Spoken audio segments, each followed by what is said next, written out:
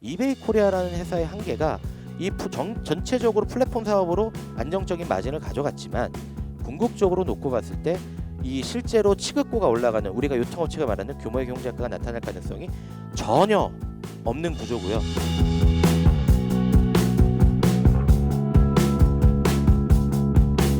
각사들이 특정한 제품군을 통해서 성장하는 회사들은 많아요. 근데 얼마 전에 이마트가 올해 초에만 M&A를 한 5개 정도 했거든요. 첫 번째가 이제 뭐 아시는 야구장을 하나 인수를 했고요. 두 번째가 이제 W 컨셉이라고 하는 온라인 의류 무신사하고 거의 비견될 수 있는 여성 전문 W 컨셉을 인수했고요. 그다음 최근에 이제 좀 말도 안 되는 얘기라고 저는 판단을 하는데 이베이 코리아를 또 인수를 했습니다. 결국은 온라인 플랫폼이라고 하는 회사는 특정 제품군에 의존돼서 성장한다라는 거는 상당히 한계적인 부분이 갈 수밖에 없고요. 그러다 보니까 품목수 자체를 계속 커버리지 영역을 확대해가면서 이들이 들어가는 모든 고정비 자체를 커버할 수 있는 전체 사업적 영역에 대한 확대를 해야 되는 부분이 됩니다. 그 부분에서의 사실은 가장 큰 핵심이 초기 모델은 물류인 게 사실이고요. 그러다 보니까 어찌됐든 간에 지금의 여러 가지 온라인 시장에서의 침투율 자체는 여전히 올라갈 여지는 있다라고 보는 게 보시면 아시겠지만 주요 품목군의 침투율이 올라가는 과정에서 저희가 내구재라고 불리는 가전하고 가구의 매출 비중이 50%까지 육박을 했습니다. 한마디로 이 보통 고관여 제품군이라고 부르죠. 비싼 가격의 제품군들은 온라인으로 구매를 안 할 거다라고 생각을 했는데 이 부분에 있어서 올라가기 시작했고 가장 최근에 빠르게 뜨고 있는 거는 식품 부분에 대한 온라인 침투율이 2018년도부터 급격하게 팽창을 했습니다. 사실 이거 여러 가지가 있는 것 같은데 제가 판단하기에는 쿠팡이라는 회사가 2014년부터 대규모 물류센터를 짓기 시작을 하면서 로켓 배송맨을 직접적으로 고용하는 형태로 바뀌었고요. 또 하나는 이거를 했던 목적은 두 가지라고 생각했는데 결국 중개 플랫폼 회사가 가지고 있는 한정된 마진율을 가지고 고정비를 커버하기는 상당히 어려웠다라고 판단을 하고 있습니다. 그러다 보니까 온라인은 사실은 장터를 개설하고 판매자와 구매자를 연결해주는 정도의 기능을 하지만 내가 앞단에 있는 바잉 파워 자체를 확보해서 결국 물건에 따른 총 마진 자체를 더 가져가려면 사실은 직매입 구조로 전환이 돼야 되고 직매입 구조가 되려면 결국 내가 물품을 사서 보관할 수 있는 부분이 필요했던 거죠. 그러다 보니까 이 부분에 있어서 결국은 물류센터가 이게 상당히 수동적인 모든 사실 창고 개념 정도의 물류센터 자체만 확장을 하더라도 사실은 이들 입장에서는 지금까지 판매했던 거래액의 GP 마진율이 개선되다 보니까 효율을 가치를 가져갈 수 있다라고 선택을 했다라고 보고 있습니다. 그러다 보니까 여기에 공급될 수 있는 품목군 아이템이 식품 부분까지 확장되기 시작했고 소비자들의 인식 자체가 식품을 온라인에서 구매하는 것도 나쁘지 않은 선택이다. 한마디로 직접 가서 보지 않더라도 이거는 합당한 선택이다라는 인식 자체가 확대되기 시작하면서 온라인 식품 시장이 증가했다라고 보고 있습니다.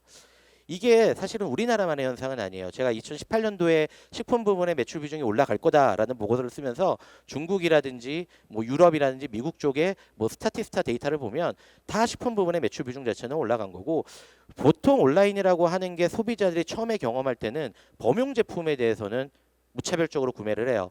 그러니까 뭐 신발이라든지 의류라든지 사이즈만 어느 정도 정확하게 알고 있으면 계속 온라인으로 저가의 상품을 구매하는데 이 부분이 결국 전체적인 확장성이 이루어지기 시작하면서 늘어나는 거고 여기에 대형 업체들의 인프라 투자 자체가 급격하게 발달하고 앞서 발표하셨던 마켓컬리라는 회사가 획기적으로 유니콘 기업으로 등장하기 시작을 하면서 결국은 전체 시장 자체가 최근에는 식품이 주도하는 온라인 시장으로 올라가고 있습니다. 다만 작년 데이터는 사실은 믿을 수는 없어요. 예. 코로나로 인해서 전체 외식 시장이 내식 시장으로 수요 전환이 됐고요.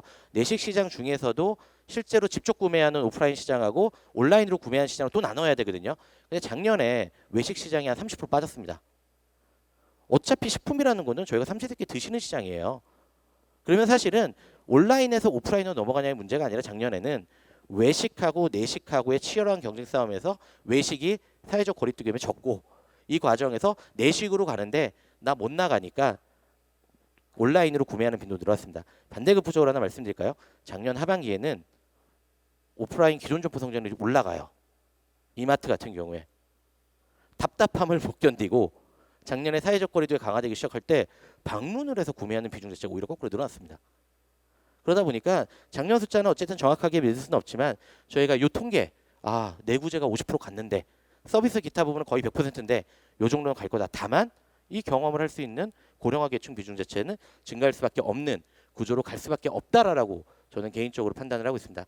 그나마 온라인 시장을 낙관적으로 볼 수밖에 없는 알파 너무나 좋죠.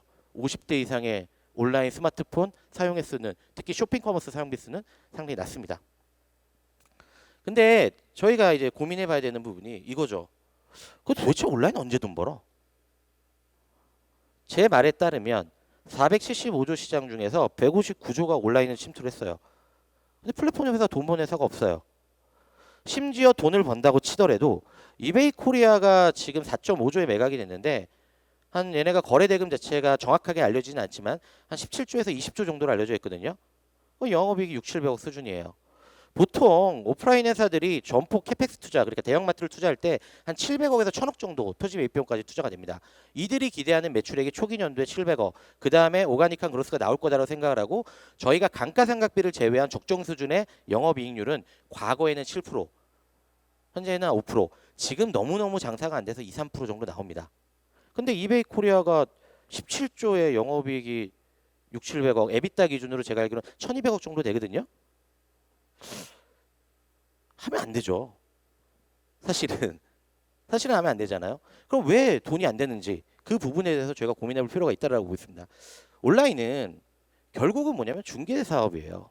중개 사업인데 온라인의 판매자가 셀러들이 등록이 됐다라고 해서 거래 대금이 늘어났다고 해서 그 셀러들이 우리가 말하는 대형마트나 대기업만큼의 규모의 경제 효과가 나타날 수 있습니까? 저희가 얘기하는 바잉 파워는 사실은 명확한 건 딱 하나입니다. 삼성전자의 TV 가전 수익률이 영업이익률이 1%가 안 돼요. 근데 과거에 하이마트가 IPO를 할 때 영업이익률이 7%가 나왔어요. 이해가 안 되시잖아요. 그 수많은 R&D 인력이라든지 박사급 인력을 채용을 해가지고 OLED 뭐 이런 여러 가지 TV를 만들었는데 돈은 유통업체가 가져가요. 그렇죠? 그럼 왜 유통업체가 마진을 많이 가져가느냐?